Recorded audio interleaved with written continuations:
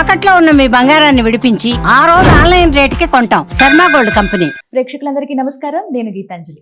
ప్రస్తుతం మనతో పాటు శృంగేరి శారదాపీఠ ఆస్థాన పండితులు, ప్రవచన నిధి డాక్టర్ బాచంపల్లి సంతోష్ కుమార్ శాస్త్రి గురువు గారు ఉన్నారు. గురువు గారితో మాట్లాడి 2026వ సంవత్సరం అసలు ఎలా ఉండబోతుందో తెలుసుకుందాం. ఎందుకంటే సంతోష్ కుమార్ శాస్త్రి గారి గురించి చెప్పాలంటే అందరికీ తెలిసిందేనండి. నేను పెద్దగా పరిచయం చేయవలసిన అవసరం లేదు. తెలంగాణ రాష్ట్రం ఏర్పడిన దగ్గర నుండి ఇప్పటి వరకు కూడా వారే ప్రతి యుగాదికి పంచాంగాన్ని వివరిస్తూ ఉంటారు. వారు పంచాంగకర్త కూడా, వారే పంచాంగాన్ని రాస్తూ ఉంటారు.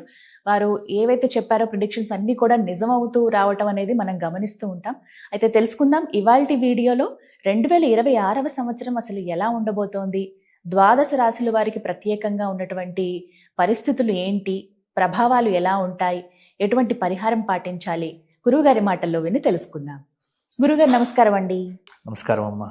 చాలా సంతోషం మిమ్మల్ని కలవటం. ఎప్పటి నుంచో అనుకున్నాం దేనికైనా సమయం రావాలి అంటే. అంతే అంతే అంతే ఈ రోజు అమ్మవారి సమయం ఇచ్చింది, నిజం, గీతాంజలి వచ్చింది. చాలా చక్కగా చెప్పారు. మీ నోటి వెంట మా పేరు. చాలా సంతోషం. గురుగారు 2026 ఎక్కడ చూసిన డిసెంబర్ వస్తోందంటే చాలు, అంటే మన సంవత్సరాది కాదు ఖచ్చితంగా, కానీ ఆ నెంబర్ మారుతుందనగానే కుతూహలం ఎలా ఉంటుందో, మా రాశికి ఎలా ఉంటుందో, అసలు 26 అనేది ఎలా ఉంటుందో అనేది చాలా మందిలో ఆ కుతూహలం కనిపిస్తుంది. మరి ఏంటి 2026 ఎలా ఉండబోతోంది, అటు రాశుల పరంగా కానీ మొత్తం భౌగోళికంగా ఎలాంటివి ఉండబోతున్నాయి అంటారు? అఖిలాండ కోటి బ్రహ్మాండ నాయకుడైనటువంటి వెంకటాచలపతి మా ధర్మపురి లక్ష్మీ నరసింహస్వామికి ప్రార్థన చేస్తూ 2026 గురించి చెప్పుకోవాలనుకున్నా 2026లో ఉన్న గ్రహములను బట్టే చెప్పాలి. అంతే. ఎందుకంటే ఉగాది వస్తే కానీ మనకు పూర్తి పంచాంగం అనేటువంటిది రాదు. సరే, నేను పంచాంగం రాస్తాను కాబట్టి, ఆల్రెడీ నా పంచాంగం అనేటువంటిది ప్రిపేర్ అయిపోయింది కాబట్టి, మేం చెప్పాలన్నా రాశులను బట్టి, గ్రహాలను బట్టి, గ్రహ సంచారాన్ని బట్టి 2026 ఏప్రిల్ వరకు ఏమీ పెద్దగా మారే గ్రహాలు ఏం లేవు. కానీ 2026లో మాత్రము ఒక 3 విషయాలు ఉన్నాయి. అంటే దేశారిష్ట యోగాలు ఎక్కువగా ఉన్నాయి. చాలా దేశారిష్ట యోగాలు, అంటే దేశానికి అరిష్టం కలిగించేటువంటి యోగమును దేశారిష్ట యోగము అంటారు. ఇవి 2026లో కొంత ప్రబలంగా కనిపిస్తూ ఉన్నాయి. ఒకటి ఏమిటి, ఏప్రిల్ 10 నుండి జూలై 4 వరకు కాలసర్పయోగం అనేటువంటిది ఉంది. ఏప్రిల్ 10 నుంచి జూలై 4 వరకు ఉన్నటువంటి కాలసర్పయోగం, నవంబర్ 10వ తేదీ నుండి సంవత్సరం ఆఖరు వరకు సింహరాశిలో కుజస్తంభన యోగము, సెప్టెంబర్ 18 నుంచి అక్టోబర్ 15 వరకు కర్కాటక రాశిలో కుజ గురువుల యొక్క కలయిక. ఇది మూడింటిని బేస్ చేసుకొని వచ్చే సంవత్సర ఫలితాలను, అంటే 2026ను మేము నిర్ణయం చేస్తాం. అంటే ఇప్పుడు మీకు అర్థమైంది కదా, మేము చెయ్యాలన్నా వచ్చే సంవత్సరం ఉన్న ఇటువంటి యోగాదులు చూసే. ఇప్పుడు కాలసర్పయోగం ఉంది. కాలసర్పయోగంలో మనకు సంవత్సరం ఆరంభమైంది. గత సంవత్సరం ఇబ్బందులు చూస్తూ ఉన్నాం, మిక్కిలి ప్రమాదములు, తర్వాత రైతులకు నష్టం, సరిగ్గా పంటలు పండే టయానికి ఏదో తుఫాన్లు రావటం, కాబట్టి ప్రకృతి వైపరీత్యాలు. ఇప్పుడు మార్చి 19 నుండి జూన్ 30 వరకు త్రిగ్రహ చాతుర్గ్రహ కూటమి కాలసర్పయోగాలు. ఈ మూడింటి ప్రభావము ఈ 2026 మనకు జూన్ 30 వరకు. కాబట్టి ఈ సమయంలో కొంత చాలా రాజకీయంగా కొంత అనిశ్చితి కావచ్చు.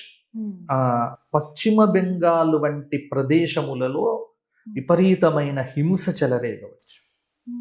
కొంత మత సంబంధమైనటువంటి కొంత కల్లోలములు వీటికి హేతువు కావచ్చు.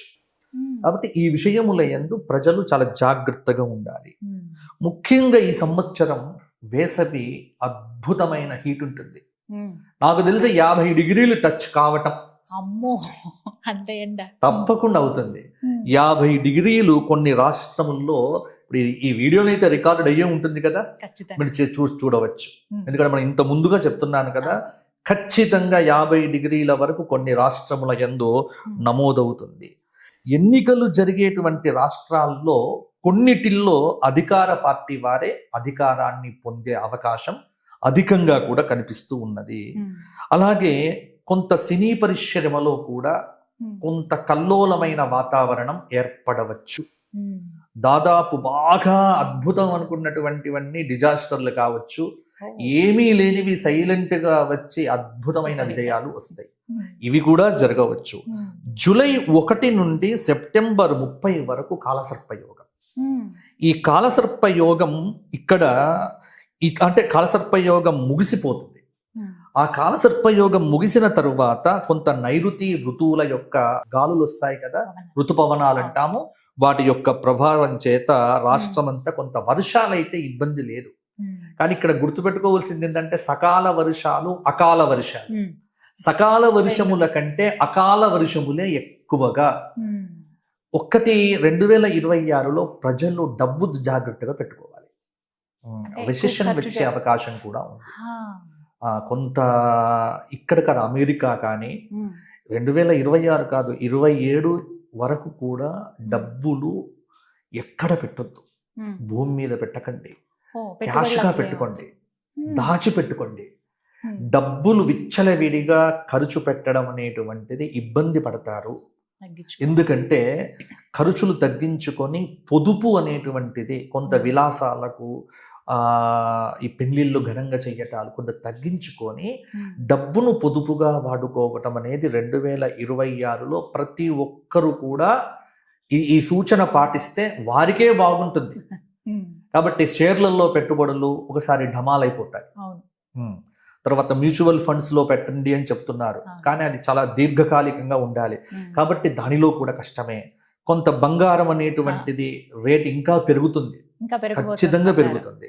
100% బాగా పెట్టొచ్చు. బంగారం మీద పెట్టుబడి పెడితే నష్టం లేదు, ఎందుకంటే బంగారం అంటే ఎప్పుడంటే అప్పుడు క్యాష్గా చేసుకోవచ్చు. కాబట్టి ఒక భూమి మీద పెట్టుబడి పెడితేనే మనం తొందరగా అమ్మలేము. కాబట్టి బంగారం మీద పెట్టుబడి బాగుంటుంది. అక్టోబర్ 1 నుంచి డిసెంబర్ 31 వరకు అన్ని గ్రహములకు కూడా సమసప్తకము, షష్టాష్టక స్థితి. కాబట్టి ప్రతి రోజు గవర్నమెంట్లో ఏదో ఒక ప్రాబ్లం, తెలంగాణ గవర్నమెంట్ కావచ్చు, ఆంధ్రప్రదేశ్ గవర్నమెంట్ కావచ్చు, సెంట్రల్ గవర్నమెంట్ కావచ్చు, ఏదో ఒక ప్రాబ్లం తప్పకుండా ఉంటుంది. ఉత్తరాది దేవాలయాల యందు కూడా కొన్ని అపశృతులు వచ్చే అవకాశము ఉంది. జాగ్రత్తగా ఉండండి. ఏది చార్ధామ్ యాత్రలు, తర్వాత మానస సరోవర యాత్రలు చేసేటువంటి వారు, అమరనాథ్ యాత్రలు చేసేటువంటి వారు ఇంకా జాగ్రత్తలు తీసుకోవాలి. ఎందుకంటే ఉత్తరాది రాష్ట్రముల్లో ప్రాకృతిక బీభత్సములు, కొండ చర్యలు విరిగి పట్టడం అనేటువంటిది వచ్చే సంవత్సరం అధికంగా ఉండే అవకాశం ఉంది. విహారయాత్రలు, విషాద యాత్రలు కావచ్చు, విచ్చలవిడిగా వెళ్ళకండి. అలాగే పంజాబ్, బీహార్, ఉత్తరప్రదేశ్ రాష్ట్రాల్లో కొంత అరాచక శక్తుల యొక్క ప్రభావం అనేటువంటిది కనిపిస్తుంది. అలాగే కొన్ని భూకంపాలు వచ్చే అవకాశము ఉంది. అలాగే పశ్చిమ బెంగాల్ వంటి ప్రాంతముల యందు కొన్ని అల్లర్లు జరిగే అవకాశం కూడా ఉంది. కొన్ని రాష్ట్రాల యందు రాజకీయంగా మార్పులు కూడా జరిగేటువంటి అవకాశం కూడా లేకపోలేదు. ఈ ప్రభుత్వము ఆ ప్రభుత్వము కావచ్చు, ఆ ప్రభుత్వము వేరే ప్రభుత్వము కావచ్చు, మొత్తానికి ఇటువంటి మార్పులు 2027 జనవరి 1 నుండి ఏప్రిల్ 6 వరకు. అంటే మీరు 2026 అడిగారు, నేను 27 వరకు చెబుతున్నాను. సింహరాశిలో కుజస్తంభన యోగము వల్ల కొంత అంతగా పరిస్థితులు అనేటువంటివి అనుకూలించవు. కెనడా, ఆస్ట్రేలియా, న్యూజిలాండ్ మొదలైనటువంటి దేశాల్లో కూడా కొంత ఇబ్బందులు అనేటువంటివి కలుగుతాయి. కాబట్టి ఇటువంటి ప్రభావం అనేది ఈ 2026లో గ్రహణములేవి లేవు. 2026లో ఏ గ్రహణములు లేవు. గ్రహణములు వస్తే మీ టీవీలకు ఎక్కువగా అసలు దొరుకుతుంది మ్యాటర్. లేదు, ఎక్కువ గ్రహణములు భారతదేశంలో కనిపించేటువంటి గ్రహణములు ఏవి కూడా మనకు 2026లో లేవు. అలాగే ఈ సంవత్సరం ఏమిటి అంటే కొంత భూకంపము, సునామీ వంటి ఉపద్రవాలు కూడా వస్తాయి. ఈ సంవత్సరం 2026లో బాగా గొప్పగా ఉండేటువంటి రాశులు ఏమిటి అని చూస్తే కొంత మేరకు తులారాశి బాగుంటుంది. ఎందుకంటే తులారాశి వారికి యోగాదులు బాగుంటాయి. మకరం కొంత బాగానే ఉంటుంది, మిథున రాశి కొంత బాగానే ఉంటుంది, వృషభ రాశి కొంత బాగానే ఉంటుంది, మీనరాశి, అలాగే మేషరాశి, అలాగే కుంభరాశి, అలాగే ధనుస్సు, అలాగే సింహరాశి. ఇవి కొంత శనిగ్రహం యొక్క ప్రభావము అనేటువంటిది 2027 మార్చి వరకు ఉంది. శనిగ్రహము యొక్క మార్పు అనేటువంటిది లేదు. అందులో గురుగ్రహం అనేటువంటిది 3 సార్లు మారుతోంది. అందువల్ల దీని యొక్క ప్రభావం కూడా. కాబట్టి వచ్చే ఈ 2026లో నన్ను అడిగితే అన్ని రాశుల వారు డబ్బు కాపాడుకుంటే మంచిది. అందరికీ ఒకటే నియమం. వీరికి బాగుంటుంది వారికి బాగుంటుంది అని చెప్పడం కంటే పొదుపు సూత్రం పాటించండి, విచ్చలవిడిగా ఖర్చులు పెట్టకండి, డబ్బుకు చాలా విలువ పెరుగుతుంది, రూపాయలను బాగా కాపాడుకోండి. ఇంకా కేంద్ర ప్రభుత్వంలో కూడా కొన్ని సంచలనమైనటువంటి మార్పులు అంటే నిర్ణయాదులు అనేటువంటివి కొంత కఠినంగా ఉండవచ్చు. అంటే ఇది ప్రజలకు బాగుంటాయి, దీనివల్ల కొంత ప్రతిపక్షముల్లో కూడా అలజడి బాగా వస్తుంది. అందువల్ల 2026 అనేటువంటిది కొంత సంచలనాలకు వేదిక అయ్యే అవకాశం ఉంది. అందువల్ల అందరూ కూడా భగవద్ ఆరాధన, స్తోత్రపారాయణాదులు, తర్వాత ప్రతినిత్యం దేవాలయ దర్శనములు, కొంత డబ్బు కాపాడుకొని పొదుపుగా ఉండే ప్రయత్నములు చేస్తే నేను చెప్పినటువంటి రాశులు, ముఖ్యంగా బాగా జాగ్రత్తగా ఉండవలసినటువంటి రాశులు, ఒకటి మేషం, అలాగే కొంత మిథునం బాగానే ఉంటుంది. ఈ సంవత్సరం అంతా మిథునం అద్భుతంగా ఉంటుంది. తర్వాత వృషభం చాలా బాగుంటుంది. తర్వాత కర్కాటకం మధ్యస్థంగా ఉంటుంది. సింహరాశికి గురువు బాగున్నప్పటికీ కూడా అష్టమ శని దోషం అనేటువంటిది అక్కడెక్కడ ఇబ్బంది పెడుతూ ఉంటుంది. కన్యా రాశి బాగుంటుంది. తుల అద్భుతంగా ఉంటుంది. వృశ్చికము మధ్యస్థంగా ఉంటుంది. ధనుస్సుకు కొంత ఇబ్బందులు అనేటువంటివి పెరుగుతాయి అర్ధాష్టమ శని యోగాదుల వల్ల. మకరం చాలా విశేషంగా ఉంటుంది. తరువాత కుంభరాశి ఏదైతే ఉందో కొంత పర్వాలేదు, మధ్యస్థంగా ఉంటుంది. కుంభము, మీనము, మేషము ఇవి ఖచ్చితంగా కొంత ఇబ్బందులు పడక తప్పదు.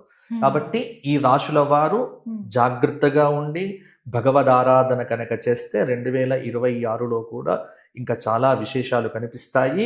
మిగతా విశేషాలు ఏవైతే ఉన్నాయో మనం ఉగాది అప్పుడు మనం మాట్లాడుకుందాము. అప్పటికి పూర్తి స్థాయిలో అంటే ఇవన్నీ కూడా నేను చెప్పింది కూడా వచ్చే గ్రహ సంచారాన్ని బట్టి 2026 జనవరికి గ్రహాలు ఏం మారవు, ఏ గ్రహములు మారదు, మనం నిగ్రహంగా ఉంటే చాలు. అంతే.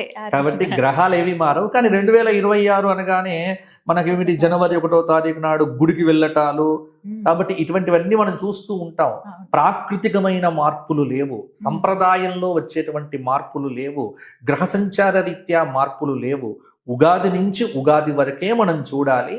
మీరు అడిగారు కాబట్టి అవి ఆధారం చేసుకొనే ఈ విషయాలన్నీ కూడా నేను చెప్పడం జరిగింది. చాలా సంతోషం. ఇబ్బంది పెట్టానేమో, క్షమించండి. కానీ ఎప్పుడు వింటూ ఉంటాం మీరు చెప్పే విధానం అది. ఇప్పుడు ఎదురుగుండా చూస్తుంటే ఇంకా సంతోషం అనిపించింది. చాలా వివరంగా తెలియచేశారు. మళ్ళీ ఉగాది కోసం మేము ఎదురు చూస్తాం. తప్పకుండా ఉగాది అప్పుడు సవివరంగా గ్రహ సంచార గతులను బట్టి అప్పటికి నా పంచాంగం కూడా వస్తుంది. తర్వాత రాష్ట్ర ప్రభుత్వం కూడా చెప్పేటువంటి అవకాశం ఉంటుంది. కాబట్టి అన్ని విషయాలు అప్పుడు తప్పకుండా చర్చించుకుందాము. ఏదైనా ధర్మంగా ఉండాలి, దైవికమైనటువంటి మార్గాన్ని విడవకూడదు. ఇది ఎప్పుడూ చెప్పేదే. ధర్మాన్ని ఆచరించండి, ఆ ధర్మం మిమ్మల్ని ఎప్పుడూ కాపాడుతుంది. చెప్పారు. ధన్యవాదాలు గురుగారు.